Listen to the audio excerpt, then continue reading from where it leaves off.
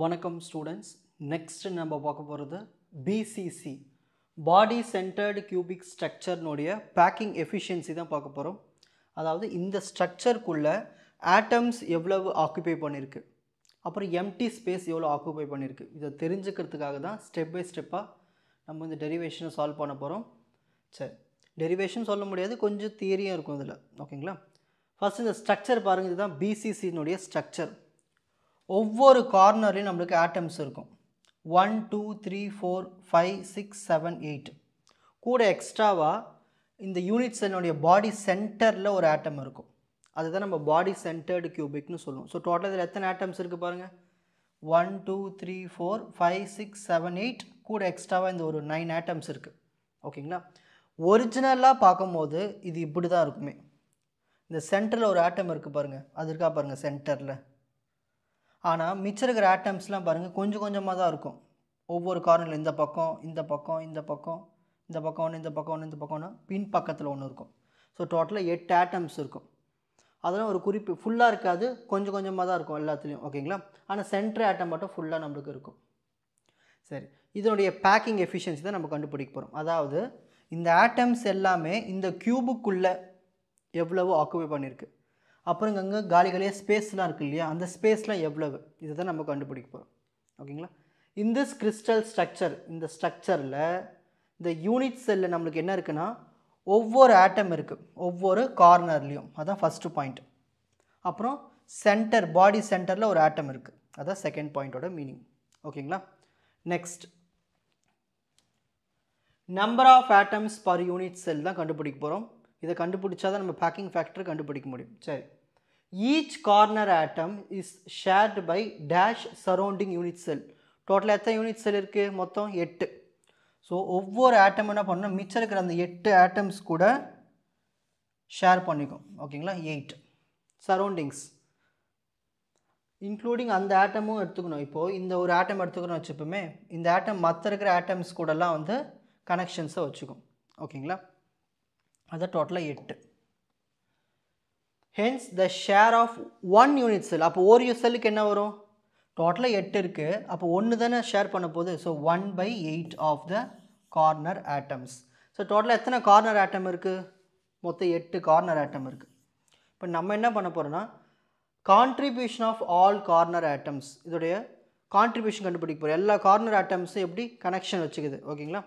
So டோட்டலாக 1/8, ஒன்றுக்கு பார்த்தோம்னா 1/8. டோட்டலாக எத்தனை கார்னர் ஆட்டம்ஸ்? 8. ஸோ கேன்சல் பண்ணுங்கள், 8 8 கேன்சல் ஆகிடுச்சுன்னா நம்மளுக்கு ஒரு ஆட்டம் மட்டும்தான் இந்த கான்ட்ரிபியூஷன் இருக்கும். ஆனால் சென்டரில் இருக்கிற ஒரு ஆட்டம் வந்து கான்ட்ரிபியூட் ஆகாது, அது தனியாக இருக்கும். ஓகேங்களா? அதை நம்ம தனியாக எடுத்துக்கணும். So there is 1 atom at the body centre of each unit cell. அப்போது நம்ம என்ன பண்ணலான்னா, இங்கே பாருங்கள், இப்போ டோட்டல் பண்ண போகிறோம். இந்த டயக்ராமில் பாருங்கள், இது எல்லாமே வந்து என்ன ஆகுதுன்னா ஒவ்வொன்றுத்துக்கும் கனெக்ஷன் வச்சுக்குது. ஸோ நம்மளுக்கு அதுக்கு ஆன்சர் வந்து 1ன்னு வந்தது. இங்கே சென்டரில் ஒரு ஆட்டம் இருக்குது, அதுவும் 1 வந்தது. ஸோ 1 + 1 2. ஸோ இதுதான் கான்ட்ரிபியூஷன். ஸோ நம்மளுக்கு இந்த இடத்துல என்ன ஆன்சர் வருது? 2ன்னு வருது. Total number of atoms in 1 unit cell. So 8 கார்னர்லேயும் ஒவ்வொரு ஆட்டமும் ஷேர் பண்ணுறது நம்மளுக்கு கிடைக்கிற ஆன்சர் 1. சென்டரில் ஒரு ஆட்டம் இருக்குது 1. ஸோ 1 + 1 2 ஆட்டம்ஸ் இருக்குது. ஓகேங்களா? So total number of atoms in 1 unit cell equal to 2 atoms. Next நம்ம பார்க்க போகிறது கோஆர்டினேஷன் நம்பர். அதாவது ஏதாவது ஒரு கார்னர் ஆட்டம் எடுத்துப்போம், அது மற்ற ஆட்டம்ஸ் கூடயும் லிங்க் வச்சுருக்கோம். அதாவது நியரஸ்ட் நெய்பர்னு சொல்லுவாங்க. நம்ம இங்கே எடுத்துக்க போகிறது பாடி சென்டரில் ஒரு ஆட்டம் இருக்குது இல்லையா, அது மற்ற செல்லு கூட மற்ற ஆட்டம்ஸ் கூட கனெக்ஷன் வச்சுக்கும். அதுதான் நம்ம கோஆர்டினேஷன் நம்பர்னு சொல்ல போகிறோம். Corner atoms to not touch each other. இங்கே பாருங்கள், இந்த டயக்ராமில் பார்த்தீங்கன்னா உங்களுக்கு இந்த பாயிண்ட் புரியும். இப்போது இது ஒரு கார்னர் ஆட்டம், இது ஒரு கார்னர் ஆட்டம், எங்கேயாவது டச் ஆகிருக்கா பாருங்கள்? ஆகாது. ஸோ எந்த ஒரு கார்னர் ஆட்டமும் டச் ஆகிருக்காது. ஆனால் இந்த சென்டரில் இருக்கிற ஆட்டம் இருக்குது இல்லையா, அது எல்லாமே இந்த கார்னர் ஆட்டம்ஸ் கூட டச் ஆகிருக்கும். ஸோ அதனால தான் நம்ம அதை கோஆர்டினேஷன் நம்பர்னு சொல்லுவோம், அதோட மதிப்பு. But all the 8 corner atom touch the body centre atom along the body diagonal. ஓகேங்களா? ஸோ எல்லாமே அது கூட கனெக்ட் ஆகிருக்கும். Thus for the body center atom X, இதுதான் நான் Xன்னு வச்சுக்க போகிறேன். இந்த சென்டர் ஆட்டம் தான் X. ஓகேங்களா? There are 8 nearest neighbors. இதை சுற்றி பாருங்கள் 1 2 3 4 5 6 7 8 ஸோ 8 நியரஸ்ட் நெய்பர் 8 கார்னர் ஆட்டம் இருக்குது. அப்போது இந்த ஸ்ட்ரக்சருக்கு என்ன coordination number 8. the coordination number of body centered cubic is 8. So coordination நம்பரும் கண்டுபிடிச்சாச்சு. அடுத்து முக்கியமான பார்ட் அட்டாமிக் ரேடியஸ். இப்போது இந்த டயக்ராம் எப்படி வரையணும்னா முதல்ல அதுக்கு உங்களுக்கு மீனிங் புரியணும். சரி, இந்த ஒரிஜினல் பிக்சரை பாருங்கள். இப்போ ஒரிஜினல் பிக்சர் பார்க்கணும், நான் சொல்கிறத மட்டும் பார்க்கணும். ஓகேங்களா? அதாவது இது இது இது. ஸோ இந்த டயக்னலில் வரதை மட்டும் எடுத்துக்க போகிறேன் நான். இந்த ஆட்டம் கொஞ்சமாக இருக்குது, இது மொத்தமாக உள்ளகிற சென்டர் ஆட்டம், அப்புறம் அந்த பக்கமாக இப்படி போகும்போது இப்படி தானே பார்ப்போம். ஓகேங்களா? ஸோ இந்த ஏதாவது ஒரு டயக்னல் எடுத்துக்கணும். ஒன்று இப்படி எடுத்துக்கலாம், இல்லை இப்படி எடுத்துக்கலாம், இல்லை இப்படி எடுத்துக்கலாம். ஏதாவது ஒரு டயக்னல் எடுத்து நம்ம சால்வ் பண்ண போகிறோம். ஸோ நான் இந்த ஆட்டம் இந்த ஆட்டம் இந்த ஆட்டம் எடுத்துக்க போகிறேன். இது 3 எடுத்து தான் நான் என்ன பண்ண போகிறேன்னா அட்டாமிக் ரேடியஸ் கண்டுபிடிக்க போகிறேன்.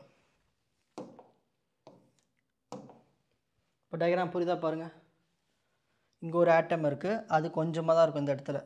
அதேமாரி மேலே ஒரு ஆட்டம் இருக்கும், அதுவும் கொஞ்சமாக தான் இருக்கும். சென்டரில் மட்டும் ஃபுல்லாக இருக்கும் ஆட்டம். ஸோ இந்த ஆட்டம்னுடைய ரேடியஸ் ஸ்மால் ஆர், இந்த ஆட்டம்னுடைய ரேடியஸ் ஸ்மால் ஆர். ஆனால் சென்டரில் பெரிய ஆட்டம் ஃபுல்லாகவே இருக்குல்லையே, அப்போ அதுக்கு 2 ஆர் இருக்கும். அப்போது ஆர் ப்ளஸ் ஆர் 2R. ஓகேங்களா? இப்போ டயக்னலில் டிஸ்டன்ஸ் பார்க்க போகிறேன். ஏலேருந்து ஜி வரைக்கும் டிஸ்டன்ஸ் பாருங்கள். இது 6, இது டோட்டலாக 2R, இது ஒரு 6. இப்போ டோட்டலாக எத்தனை ஆர் வரும்? 4R வரும். இது எல்லாத்தையும் ஆட் பண்ணோம்னா. ஓகேங்களா? ஸோ இதுதான் டயக்ராம். அதேமாதிரி இந்த யூனிட் செல்லுக்கு அதோட சைடு வேல்யூ ஏ, இது ஏ டிஸ்டன்ஸ், இதுவும் ஏ டிஸ்டன்ஸ், இதுவும் ஏ டிஸ்டன்ஸ். ஸோ எல்லாமே ஏ க்யூப்னு சொல்லுவோம் இல்லையா, அதுதான் இது. எல்லாமே சேமாக இருக்கும் வேல்யூஸ். இப்போ நம்ம என்ன பண்ண போகிறோம்னா டெரிவேஷனுக்குள்ளே போயிடலாம். the side of the unit cell. So unit செல்லோட சைடில் என்ன இருக்குது பாருங்கள், இதுதான் சைடு ஏபி. சைடு என்ன இருக்குது? ஏ. பிசி சைடு என்ன இருக்குது? ஏ. சிஜிக்கும் சைடு ஏ. ஸோ ஒரு யூனிட் செல்லுடைய சைடு வேல்யூ என்ன இருக்குது? A. Consider the atoms at AG and at the centre of the unit cell O. கவனிங்க, இதுதான் ஓ. இது ஒரு ஆட்டம், அப்புறம் இங்கே ஒரு ஆட்டம் இருக்குது ஏஜி. இதை நம்ம கன்சிடர் பண்ணிக்கணும். Corner atoms A and G are nearest neighbouring atoms to the body centre atom O. இதான பாடி சென்டர் ஆட்டம் ஓ. இதுக்கு யார் நியரஸ்ட் நெய்பர்? ஜியும் ஏவும். அதான் அந்த லைனோட meaning. These atoms lie in a straight line along the body diagonal AG of the cube. இங்கே பாருங்கள், இதுதான் cube. இந்த கியூபில் ஏஜி லைனில் தானே இந்த 3 ஆட்டம்ஸும் இருக்குது. ஃபஸ்ட் ஆட்டம், சென்டர் ஆட்டம், தேர்ட் ஆட்டம். ஓகேங்களா? இதுமாதிரி 3 ஆட்டம்ஸ் இருக்குங்களா ஆர்டர் லைனாக, அதுதான் அந்த பாயிண்டில் சொல்கிறாங்க. இப்போ நம்ம என்ன பண்ண போகிறோம்னா இதோட டிஸ்டன்ஸை கண்டுபிடிக்க போகிறோம். எதனுடைய டிஸ்டன்ஸு? ஏஜினுடைய டிஸ்டன்ஸ். ஸோ ஏஜினுடைய டிஸ்டன்ஸ் ஏஜி ஈக்குவல் டு என்ன இருக்குது? டிஸ்டன்ஸு ஃபஸ்ட் ஆட்டம்க்கு ரேடியஸ் வந்து 6, ரெண்டாவது ஆட்டம்க்கு ரேடியஸ்க்கு 2R, மூணாவது ஆட்டம்க்கு ரேடியஸ் வந்து R. therefore AG equal to R plus 2R plus R 4R. இப்போ நான் என்ன பண்ண போகிறேன்னா ஸ்கொயரிங் ஆன் போத் சைட்ஸ், ரெண்டு பக்கமும் ஸ்கொயர் பண்ண போகிறேன். Squaring on both sides. AG square equal to 4R whole square. எப்பவுமே இந்த ஹோல் ஸ்கொயர் போட்டு எழுதுங்க. நீங்கள் என்ன பண்ணுவீங்கன்னா ஆருக்கு மட்டும் ஸ்கொயர் போட்டுருங்க, அந்த தப்பு பண்ணக்கூடாது. ஓகேங்களா? இதை ஃபஸ்ட் ஈக்குவேஷன் வச்சுக்கலாம். இப்போ அடுத்து நான் என்ன பண்ண போகிறேன்னா ஒரு ட்ரையாங்கிளை கன்சிடர் பண்ண போகிறேன். இப்போ பாருங்கள், இங்கே ஒரு ட்ரையாங்கிள் இருக்குது பாருங்கள், ஏசிபி, அதாவது ட்ரையாங்கிள் ஏபிசி. இந்த ட்ரையாங்கிள் எடுத்துக்க போகிறேன். இந்த ட்ரையாங்கிள் பாருங்கள், இது ஒரு right angle triangle. So hypotenuse square, அதாவது AC square equal to AB square plus BC square. ஓகேங்களா? இதை தான் நான் எடுத்துக்க போகிறேன். AC square equal to AB square plus BC square.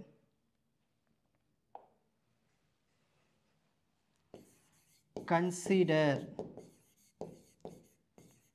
a right-angled triangle. Consider a right-angled triangle. Triangle பேர் நம்ம என்ன வச்சுக்கலாம்? ABC. அதுதான் எடுத்துக்கிறோம். இதில் AC square equal to AB square plus BC square. ஓகேங்களா? இப்போ நம்ம ஏபியும் பிசியும் என்ன இருக்குன்னு பார்க்கணும் டயக்ராமில். ஏபி டிஸ்டன்ஸ் என்ன இருக்குது? ஸ்மால் ஏ இருக்குது. பிசி டிஸ்டன்ஸ் என்ன இருக்குது? ஸ்மால் ஏ இருக்குது. அதை எடுத்து சப்ஸ்டிட் பண்ணிக்கலாம். சப்ஸ்டிட் பண்ணலாமா? AC square equal to a square plus a square. ஓகேங்களா? சப்ஸ்டிட் பண்ண வரும் a square plus a square. Add பண்ணுங்கன்னா வரும் 2a ஸ்கொயர்னு வருங்களா? ஸோ இங்கே எழுதிப்போம் AC square equal to a square plus a square 2a square. இங்கே ஏபிக்கு வந்து டிஸ்டன்ஸ் ஏ இருக்குது, இங்கே ஸ்கொயர் தான் இங்கே ஸ்கொயர் போட்டேன். So A square plus a square 2a square. So இதுதான் ஏசி ஸ்கொயர்னுடைய வேல்யூ. இது செகண்ட் ஈக்குவேஷனை வச்சுக்கலாம். ஓகேங்களா? இப்போ அடுத்து நான் என்ன பண்ண போகிறேன்னா இன்னொரு ட்ரையாங்கிள் கன்சிடர் பண்ண போகிறேன். இன்னொரு ட்ரையாங்கிள் பாருங்கள் டயக்ராமில். இந்த ட்ரையாங்கிள் AGCA, இந்த மாதிரி ட்ரையாங்கிள் AGC, இந்த ட்ரையாங்கிள் தான் நான் கன்சிடர் பண்ண போகிறேன். இதில் ஹைபாட்னியூஸ் எது? AG square equal to AC square plus CG square. ஓகேங்களா? இந்த எடுத்துக்கலாமா? இப்போ ஏஜிசி ட்ரையாங்கிளை கன்சிடர் பண்ண போகிறோம். Consider a triangle AGC. இதில் நம்ம என்ன எழுத போகிறோம்? Hypotenuse square AG square equal to AC square plus GC square. ஓகேங்களா? ஏஜி ஸ்கொயர் என்ன இருக்குன்னு பார்க்கலாமா டயக்ராமில்? இதுதான் ஏஜி. ஏஜி தான் நம்ம முன்னாடியே கண்டுபிடிச்சிட்டோமே ப்ரீவியஸ் ஸ்டெப்பில். இதை கண்டுபிடிச்சிருங்க பாருங்கள். AG square equal to 4r the whole square. அதை எடுத்து அங்கே சப்ஸ்டிட் பண்ணிக்கலாம். ஸோ ஏஜி ஸ்கொயருக்கு நான் சப்ஸ்டிட் பண்ணோம் 4r the whole square. Next AC square.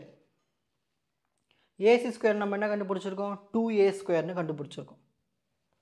அதை எடுத்து இங்கே எழுதிப்போம் 2a square. Next GC square. டயக்ராமில் ஜிசி ஸ்கொயர் பார்க்கலாமா? டயக்ராமில் ஜிசி வேல்யூனா இருக்குது பாருங்கள். ஜிசியோட வேல்யூ ஏன்னு இருக்குது. ஸோ ஜிசிக்கு நம்ம ஏன்னு சப்ஸ்டிட் பண்ணிக்கணும். ஓகேங்களா?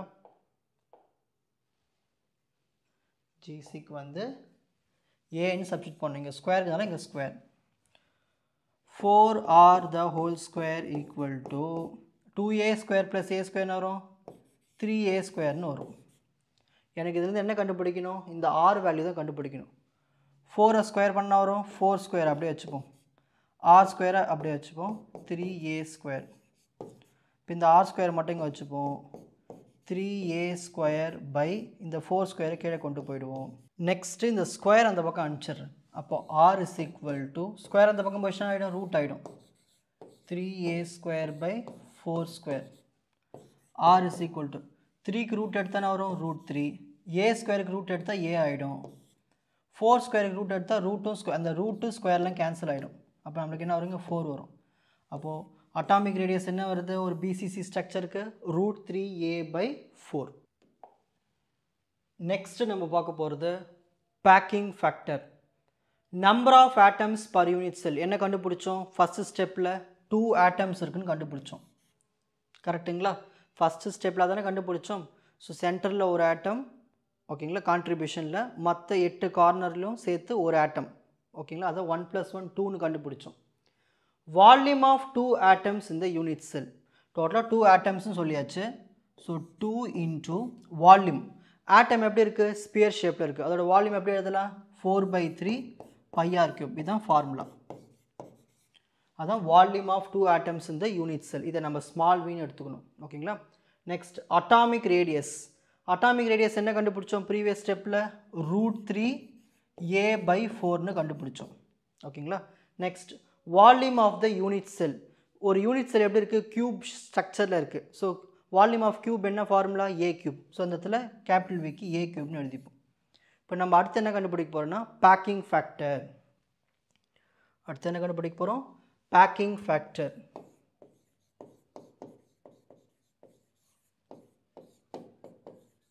Packing factor equal to small v by capital V.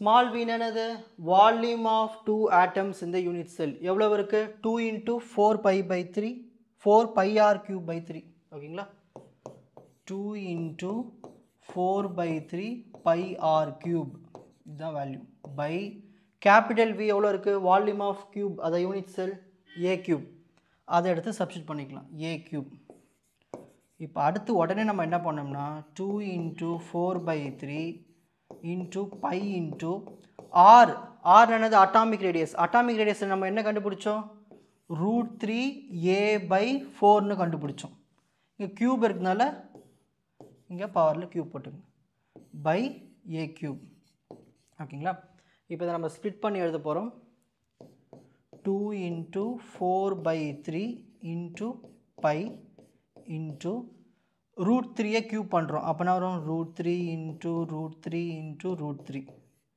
a வை கியூப் பண்ணோம்னா வரும் a கியூப் னு வரும் கரெக்ட்டுங்களா நெக்ஸ்ட் கீழ 4 இருக்கு 4 ஐ கியூப் பண்ணா வரும் 4 கியூப் னு வரும் சோ அத 4 into 4 into 4 னு எழுதிப்போம் டினாமினேட்டர்ல என்ன இருக்கு whole divided by a cube இருக்கு ஓகேங்களா நெக்ஸ்ட் நான் என்ன பண்ண போறேன்னா இப்போ கேன்சல் பண்ண போறேன் இங்க பாருங்க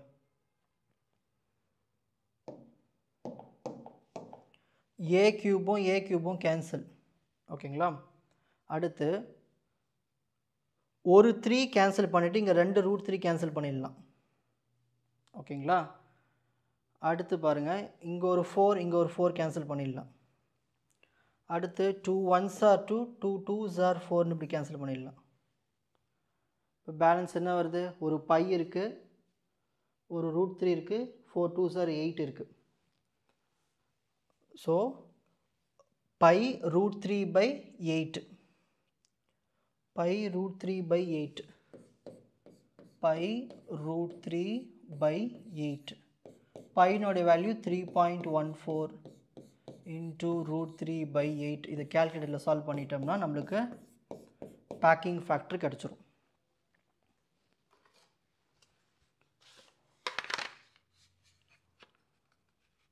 so 3.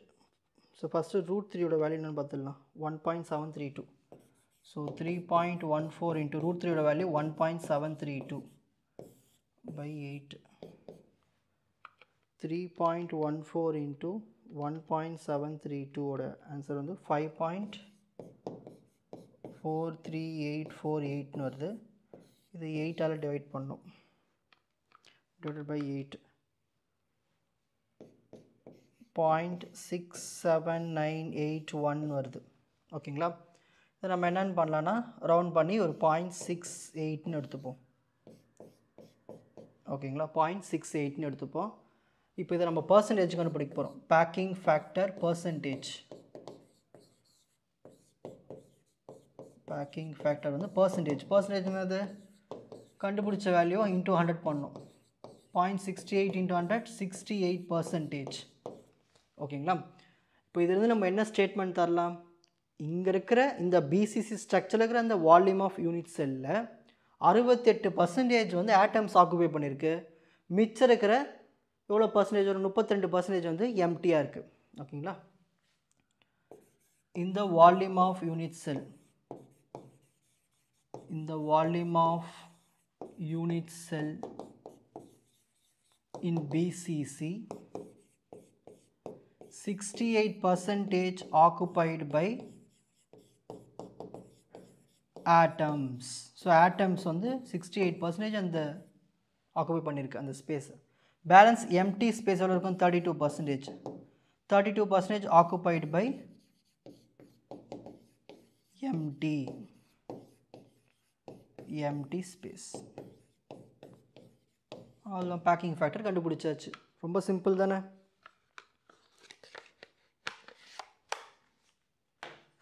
இப்போ ஸ்கிரீன்ஷாட் டைம்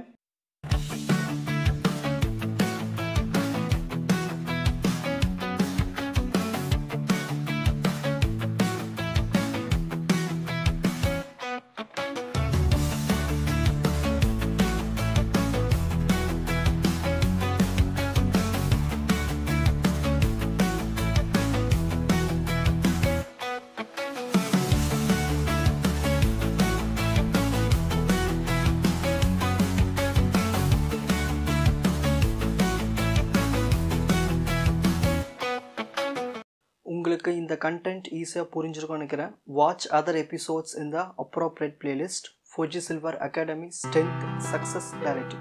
வணக்கம்.